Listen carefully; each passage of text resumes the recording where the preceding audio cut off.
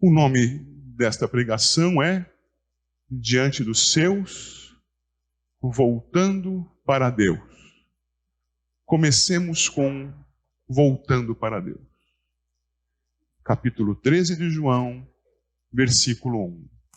Ora, antes ou diante da festa da Páscoa, já nos localizamos, sabendo Jesus que era chegada a sua hora. Há um complemento na frase, mas eu paro por aqui por um instante. E peço que você, por favor, me acompanhe no Evangelho de João, capítulo 8. Sim, meus irmãos, nós precisamos fazer isto. João, capítulo 8. O Senhor Jesus, durante o seu ministério, e João registrou isso muitas e muitas vezes, enfrentou oposição. E fez afirmações duras contra aqueles que o desafiavam, que o enfrentavam. E algumas afirmações não foram duras contra essas pessoas, mas foram impactantes, porque ele dizia ser alguém que eles não podiam crer que ele poderia ser. E ao fazer essas afirmações, meus irmãos, pessoas queriam levantar-se contra ele, queriam agredi-lo. Veja, por favor, comigo, capítulo 8, versos 19 e 20. Então eles lhe perguntaram: onde está teu pai?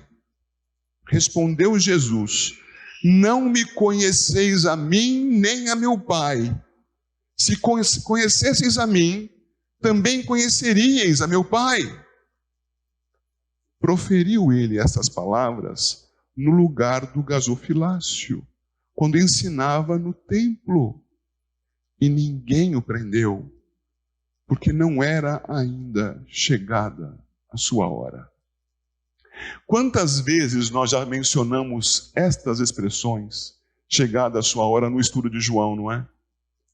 E João quer dizer com isso, irmãos, algumas verdades. Uma delas é que o Senhor sabia o momento próprio do cumprimento do seu ministério. O Senhor Jesus, homem, cheio do Espírito Santo, caminhava dia a dia e, dada a sua comunhão com Deus, a sua comunhão pelo Espírito, ele sabia de coisas que naturalmente não são conhecidas por um homem. Ele então sabia quando era chegada e quando não era chegada a sua hora.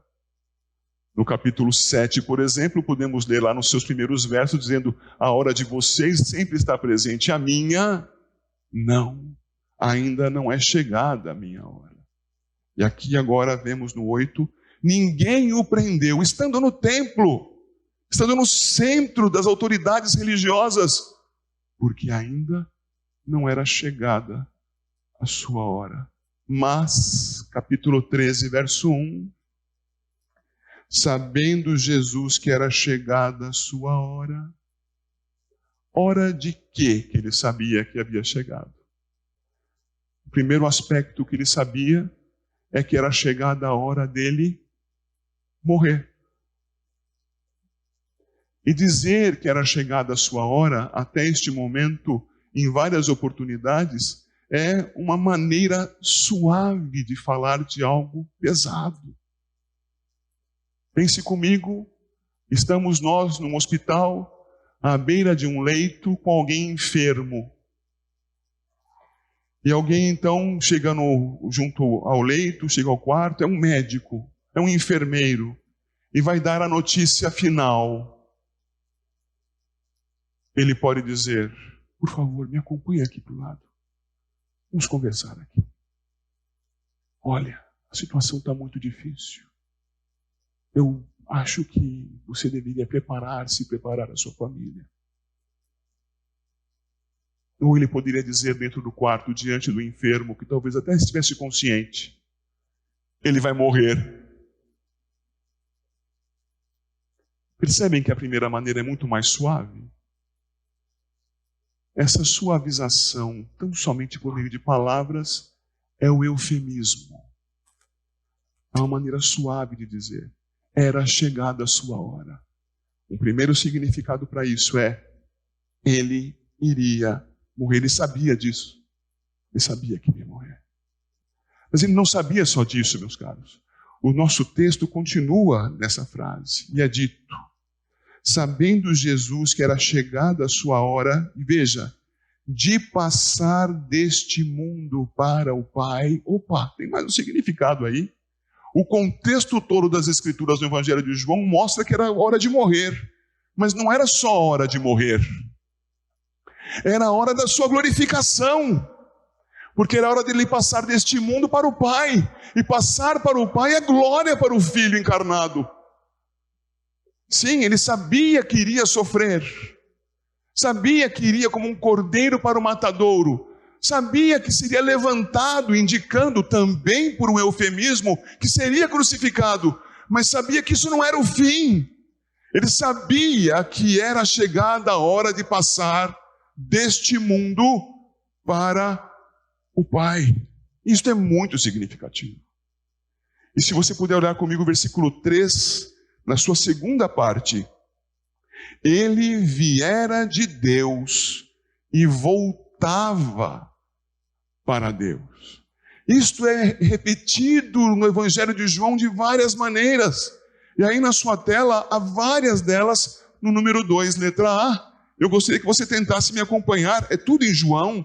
No capítulo 5, ele é o Filho do Pai. E isso é compreendido pelos judeus como sendo Deus encarnado. João 5, 17 e 18. Mas ele, Jesus, lhes disse: meu Pai trabalha até agora, eu trabalho também. Por isso, pois, os judeus ainda mais procuravam matá-lo. Porque não somente violava o sábado, mas também dizia que Deus era seu próprio Pai, fazendo-se igual a Deus. Logo, ele havia vindo do Pai e voltava para o Pai. João 13, 3.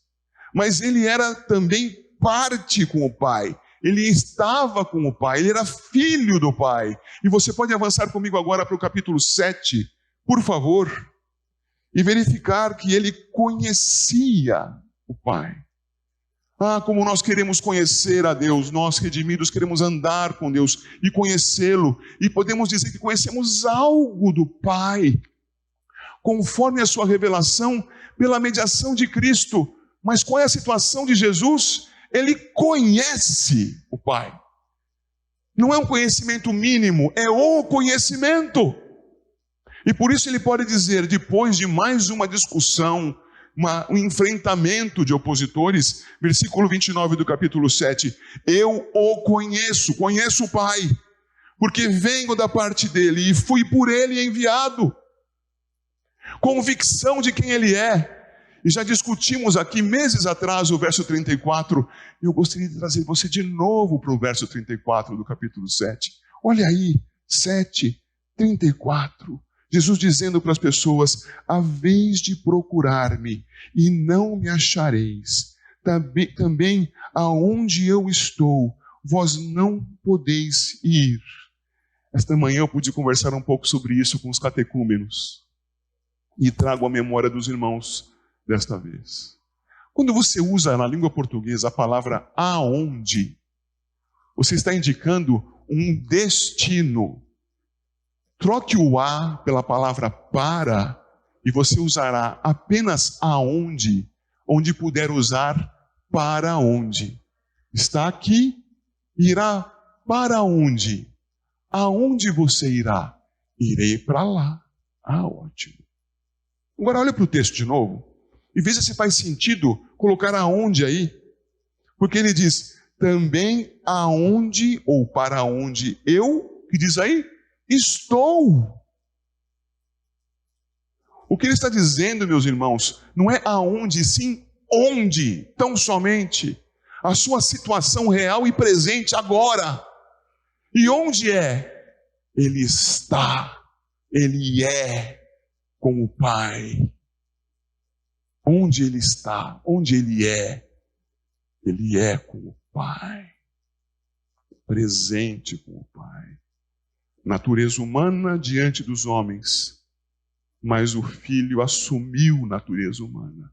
O Filho é o Deus eterno, aleluia, na presença do Pai, na presença do Espírito, o único Deus, triuno, totalmente Deus o Pai, totalmente Deus o Filho, totalmente Deus o Espírito Santo, triuno. Ele é com o Pai. E onde ele é, os incrédulos, termina o 34, não podem ir.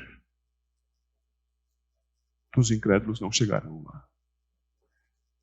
Salto finalmente nesse item para o capítulo 10 e vejo com você esse verso tremendo, mais uma vez o Senhor Jesus respondendo a opositores, e ele vai dizer a partir do versículo 26, mas vós não credes, porque não sois das minhas ovelhas.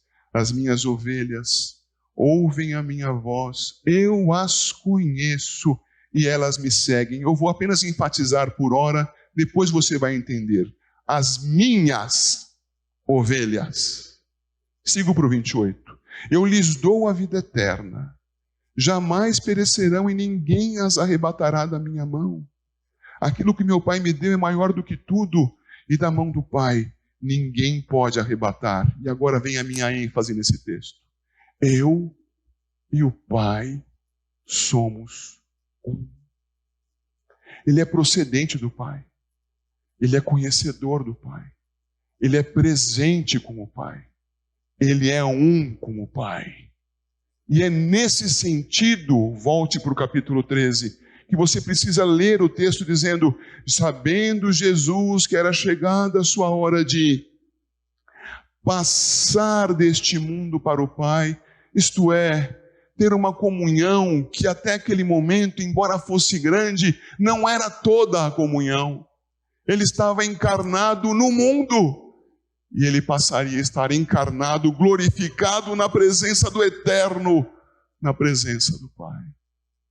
Isto é indicativo da sua glorificação. Tudo no versículo 1. Mas há mais. Ele iria passar para o Pai, como nós vimos aqui no final desse versículo 1. Isso nos chama a atenção para o capítulo 1 de João. Por favor, vá lá para o capítulo 1. Todas essas características do Senhor Jesus. E ele, João 1:1, no princípio era o Verbo, e o Verbo estava com Deus, e o Verbo era Deus. Queridos irmãos, o verso 1 de João é a afirmação da pluralidade pessoal do ser divino. E aqui nós temos a menção da divindade, Deus, e da pessoa da Trindade, Verbo, o Filho. Vemos por outros textos. E vemos que este princípio aqui é distinto do princípio de Gênesis 1:1. Lembra-se do princípio de Gênesis 1:1? No princípio, criou Deus os céus e a terra. E aqui, no princípio, era o Verbo. É o mesmo princípio? Não. Lá em Gênesis é o princípio da criação. E aqui o princípio é qual? É nenhum, porque é a eternidade.